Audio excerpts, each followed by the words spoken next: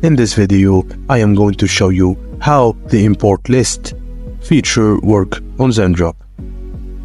I'm thrilled to walk you through the ins and outs of Zendrop's import list tab, located within the My Products page. This feature is a game changer for efficiently managing and publishing products to your store. Let's dive right in. Begin by selecting a product you'd like to add to your store. Simply click on Add to My Products, and it will appear in the Product List tab. In the Import List tab, you will find the added product. Click on Review and Publish to delve into its details. Here, you can review and edit product information, including descriptions, variants, and customize as needed. After that, review shipping options and set your sales price. You can also bulk edit prices for different variants. Gain insights into potential profits based on your pricing strategy.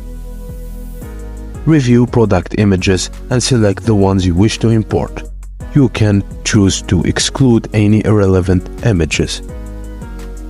Once satisfied with all details, hit Publish to My Store. You'll be redirected to the store listing page, where you can monitor the publishing status. If you already have a similar product in your store and wish to update it to the imported ones, utilize the Override feature. Navigate to the Import List page and click on Override. Here, you can link the Zendrop variant to your existing store listing. Ensure to correct variant matching and hit Override to publish the updated product to your store. Now, all you have to do is sit back and watch your newly imported or updated products enhance your store offerings. Monitor sales and performance directly from your Zendrop dashboard.